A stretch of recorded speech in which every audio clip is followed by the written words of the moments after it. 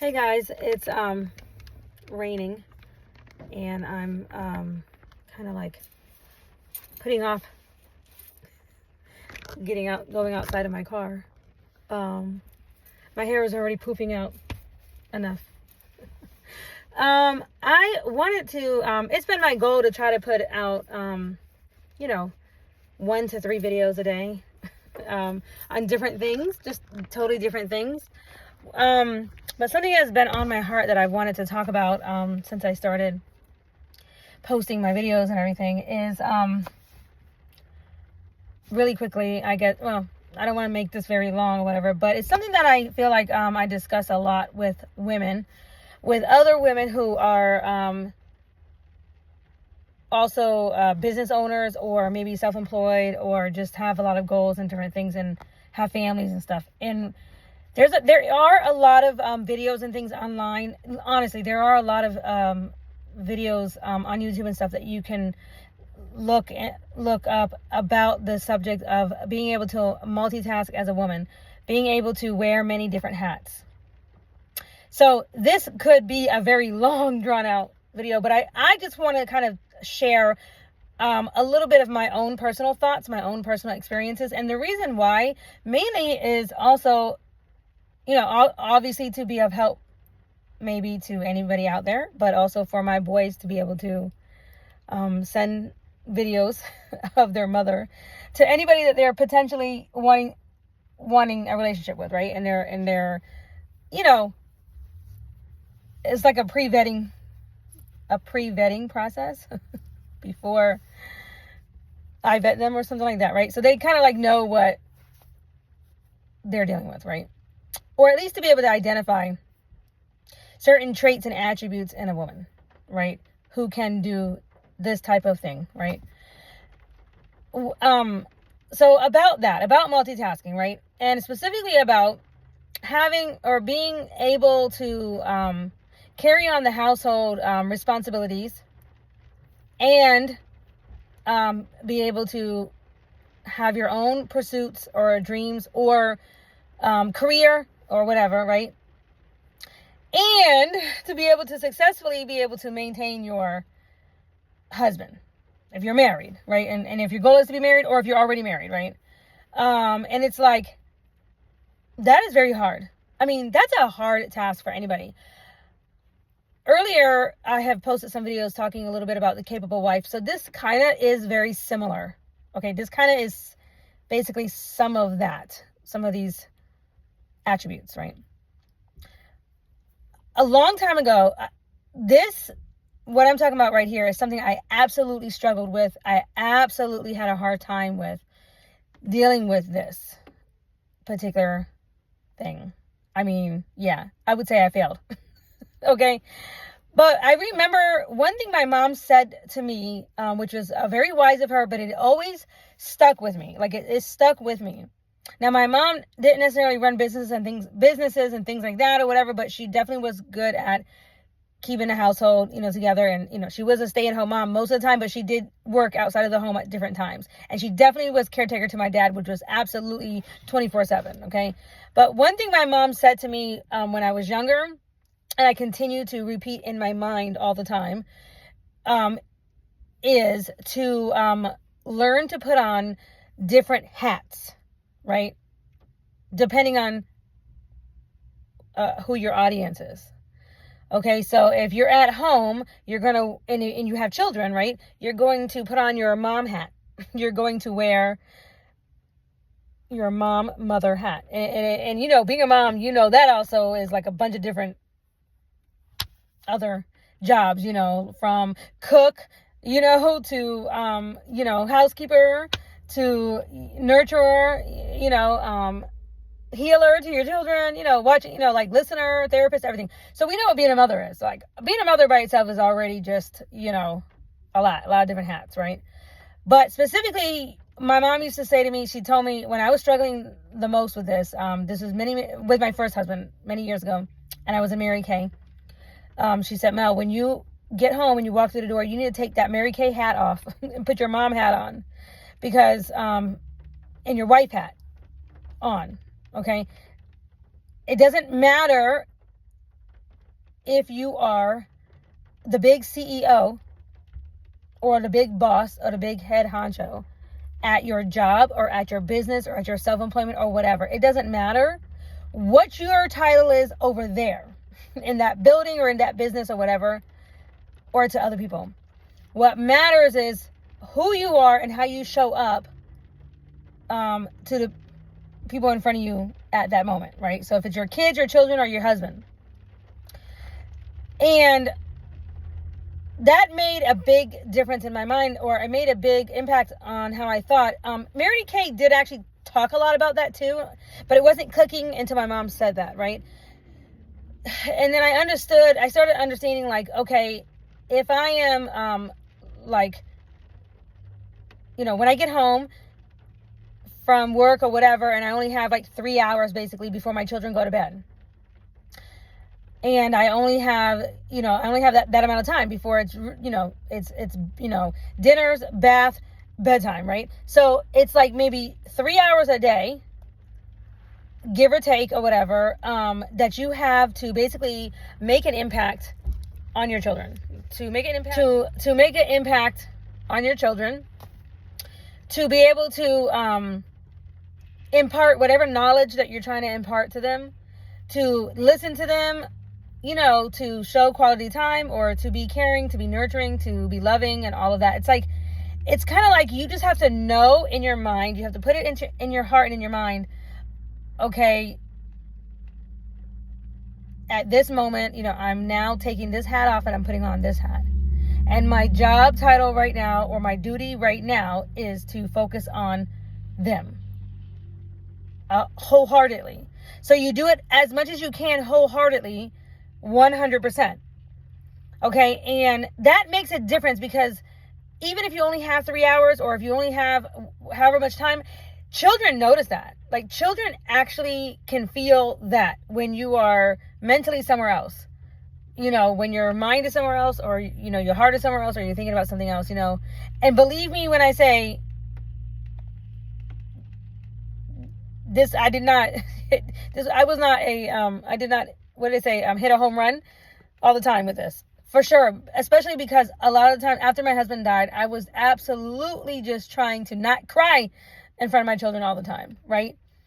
But this was basically how I measured myself. This was the goal. This was always the goal for me. That it was like, okay, now, if my kids are in school, this was the time that I dedicated to whatever I was doing, whatever job I had, or whatever business I was running, or whatever I was doing, whatever work or whatever. I'm now putting on my career hat. So my career hat is on, and I am now focusing on that 100%. To the best of my ability, I'm going to focus on that 100%. Okay? And it's like, when it comes to your husbands, right? You might be in boss energy, and you might be like, for sure, queen bee, and you might be the manager or whatever, the owner at your job, right? And whatever you say goes. However, we all know that in relationships, and especially if you are a Christian wife, right? You are going to yield to your husband's leadership, whatever that may be, and as long as it is godly, and as long as it is for the, the highest good for everybody involved, right? So when I say leadership, if he's leading you off a cliff, well, we're not going to do that. Okay? But you know what I'm saying. Okay? You know what I'm saying. That is your job, to support your husband, and to, he has 51%. We call that 51%.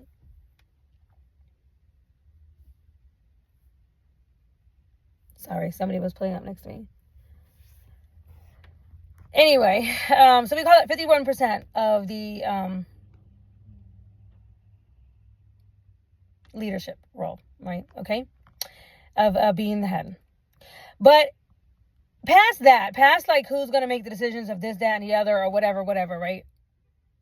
If you have compatibility, it shouldn't really be such a struggle, such a head such a constant, struggle. I mean, honestly, if you have compatibility, you're not going to find that you're going to have a whole lot of like tug and war if you're really compatible anyway, right? But let's say when you're actually, home and, you're not being a mom, like let's say your mother hat is off or whatever, and now your wife hat is on and you're with your husband.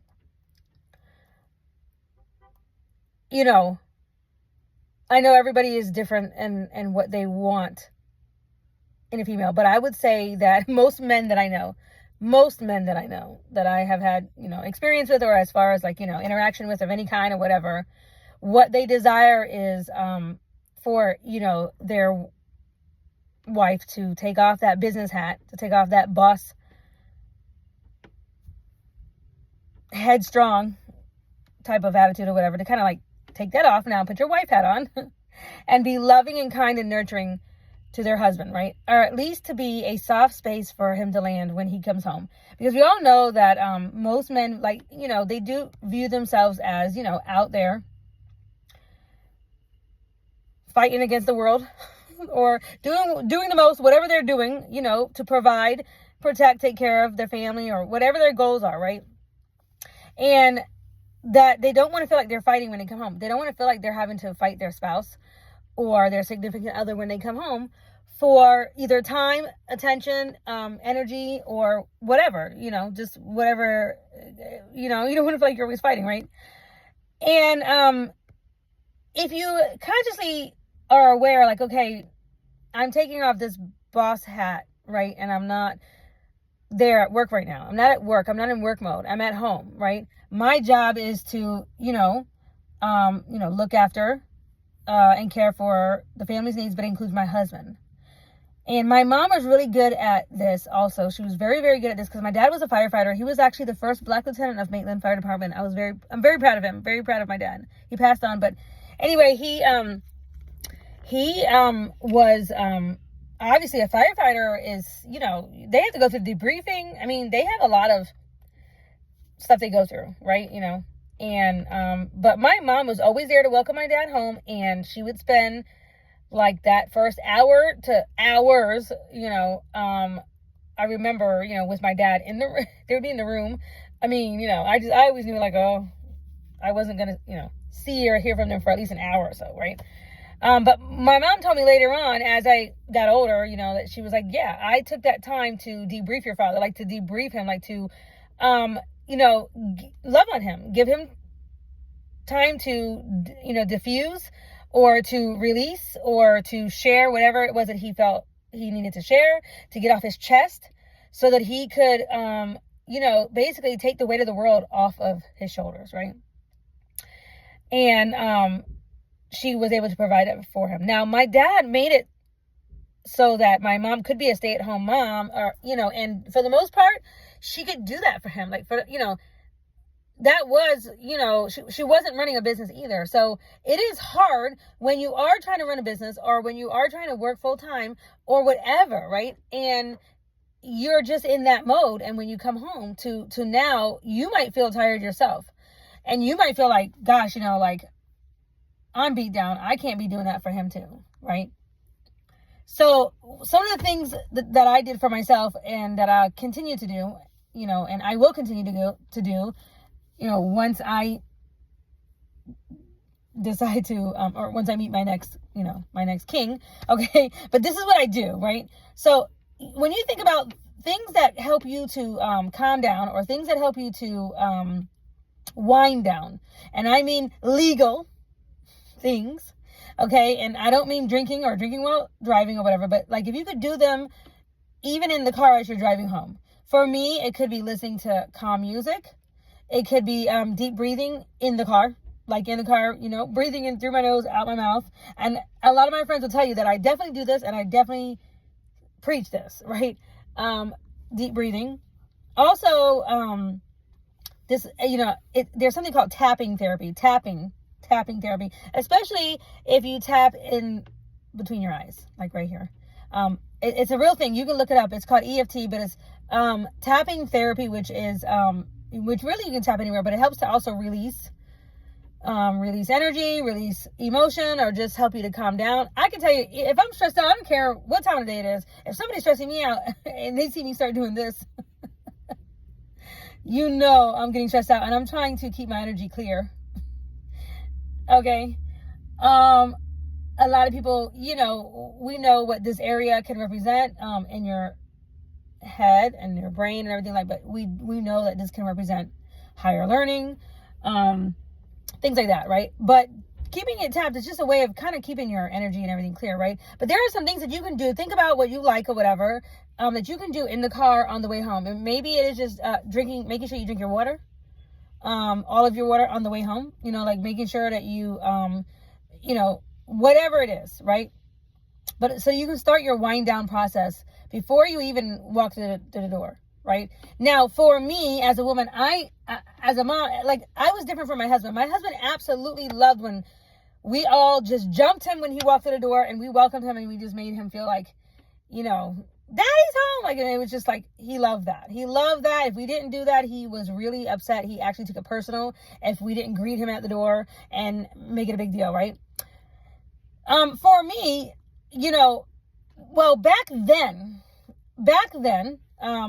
when my kids were little and I had my husband and I was in Mary Kay and stuff like that, I found that I was more or less the type to like to sneak in, and I like to have about 20 minutes to 30 minutes to myself before I came out and started engaging, right? So if you can do that, if you feel that that is something that helps you or whatever, you can have that conversation with your significant other and tell them that this is something that you would prefer, as it helps you to kind of get into that mode and change hats mentally, right?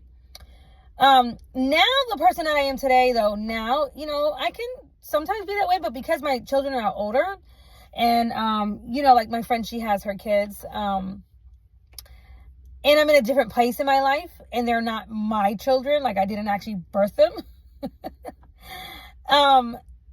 It's different, right? I feel different. I'm also not really, I'm just in a different place, you know, and it's more or less like, I don't have that particular feeling like, oh, I can't, you know, have these kids, you know, come and jump and when they see me or whatever. I love to see them, and it is different because I'm not mom. I'm just more like a cool aunt or something, you know? So I actually like don't mind that now, but it's different, right? But when my kids were little and I was doing all these things, this was how I learned to maintain, or this balance, if you want to call it a balance.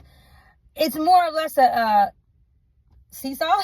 You know, you just kind of like go like this. You're learning how to kind of like throughout your day like this. You're just kind of like juggling, like, okay, right now, who's in front of me? What hat do I need to be wearing, right? Do I need to be wearing my mom hat? Do I need to be wearing my wife hat?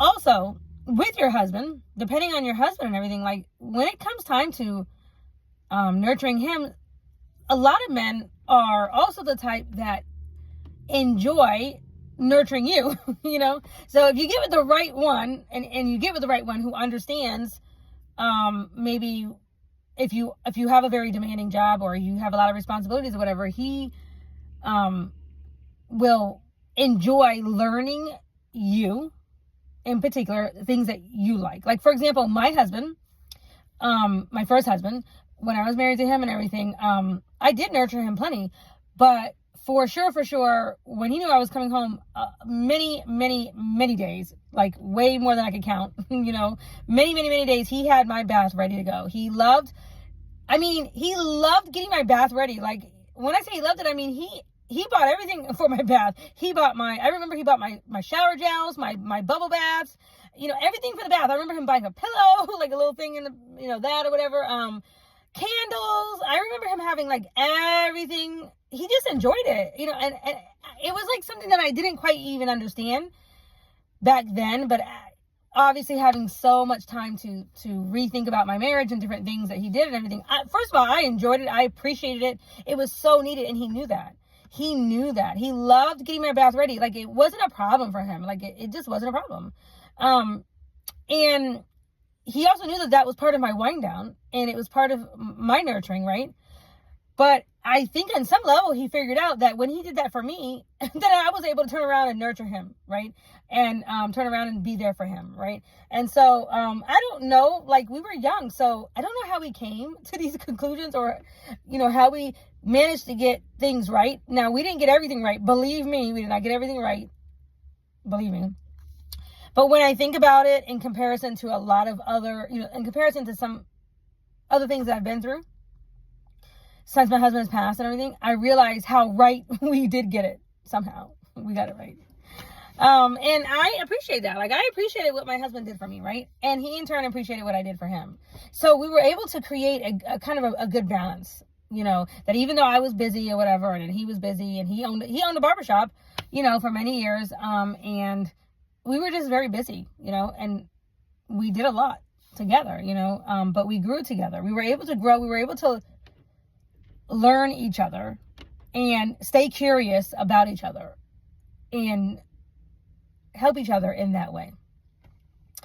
That is a skill. That is a skill that if you can acquire and maintain in your marriage or relationship or long-term relationship or significant other, you know what I'm saying, that will help the two of you to stay together. It's like, I'm scratching your back, you're scratching my back. Okay? And knowing when to mentally decompress, like when to mentally like take one hat off and put on the other hat, and not feel guilty.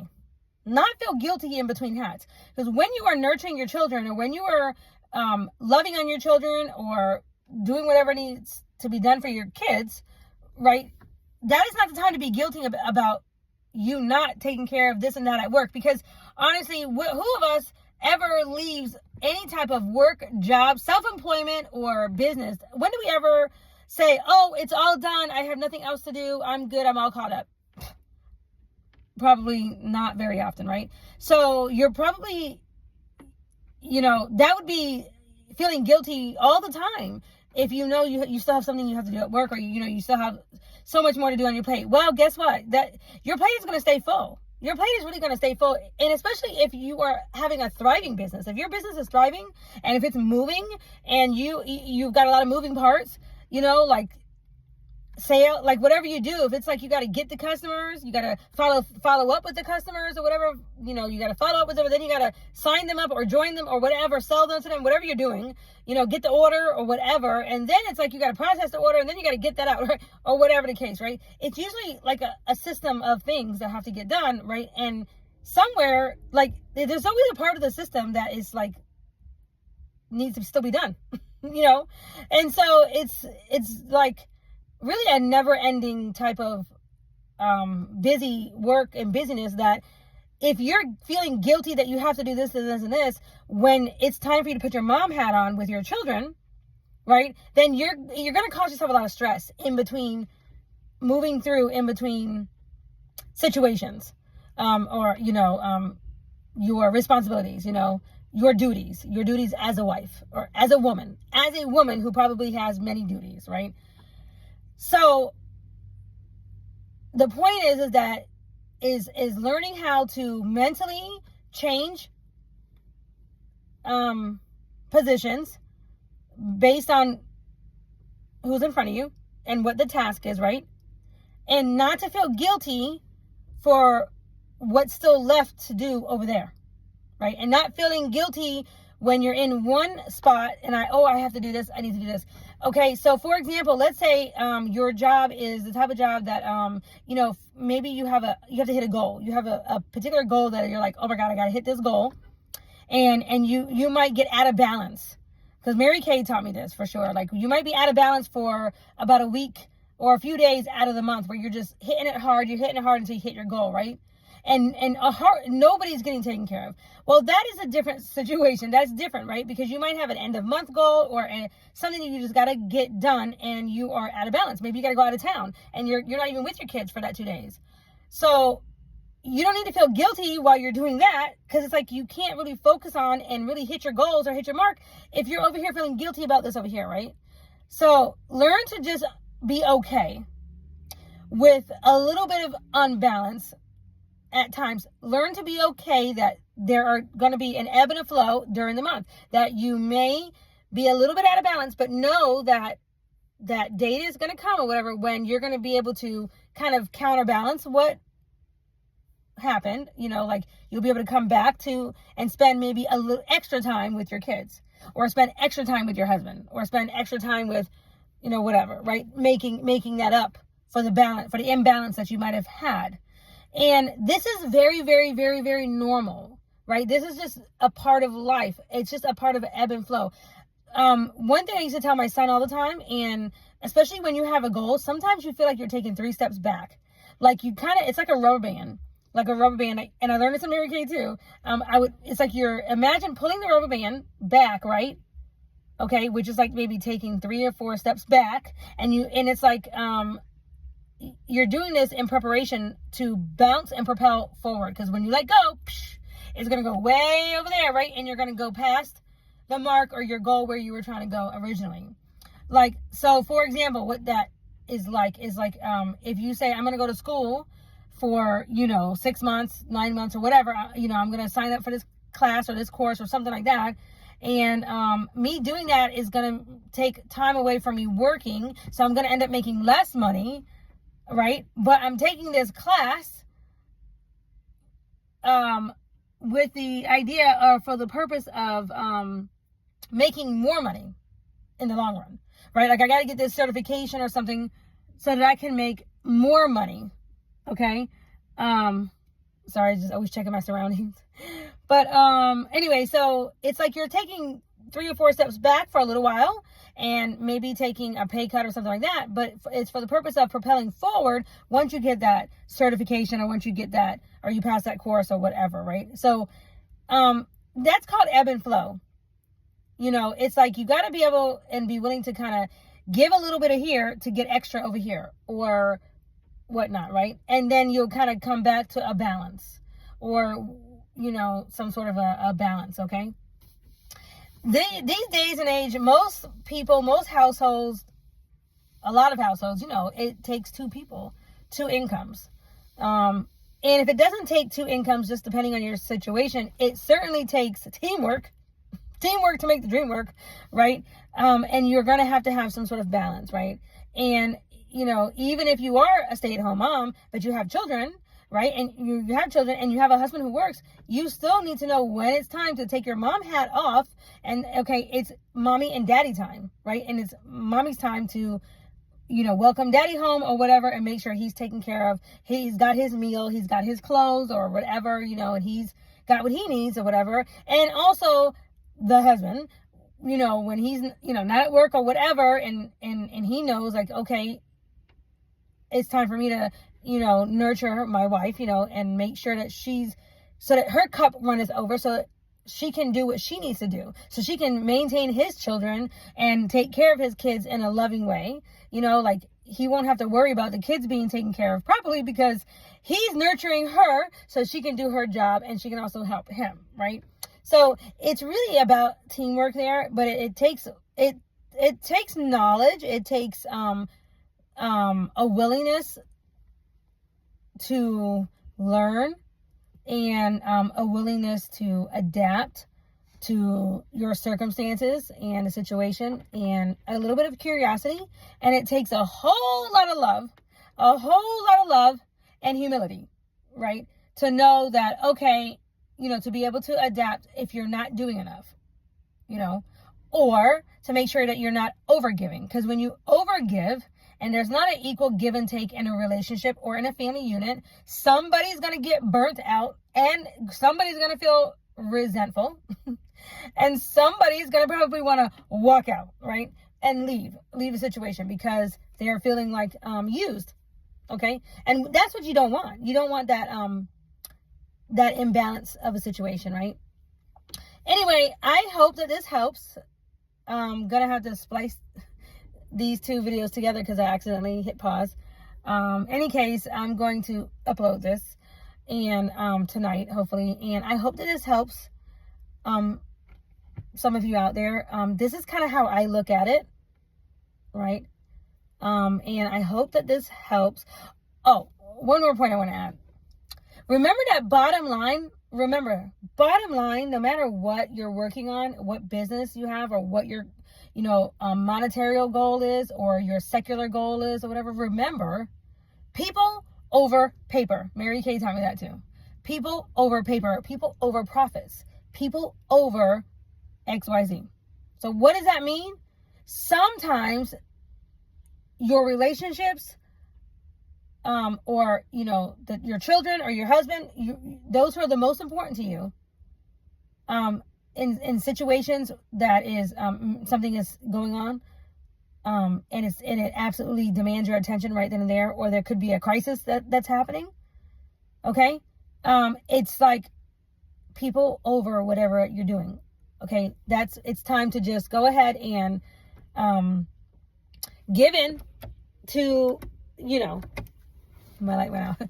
It's time to just go ahead and you might have to stop what you're doing and put that person over your job. Okay. And you have to decide when is the best time to do that. Like, you'll have to be able to decipher. I'm gonna give you an example of that. I had, plenty of things that needed to get done that I was working on, or projects or whatnot. When we had a family emergency, when I was married to my second husband, and we had somebody in the family who was killed, right? And it was a really hard time in the family. And like I've said before, I wasn't even the one that was the most affected by it, but it was time for me to shut down whatever I was doing and be as much of a support as I could, because this was a time that was obviously a very, very sad time. It was unplanned. It was obviously not planned for somebody to be murdered or whatever. And this was a situation that the family had to kind of come together to help, and this was a time where you would say people over paper, or people over profits, or people over maybe your appointments that you have, because obviously, no, your relationships, or, those that you love, that they come first, right? They really do come first. Well, God first, family second, right? Okay, that's it. That's all I wanted to get out for tonight, and bye.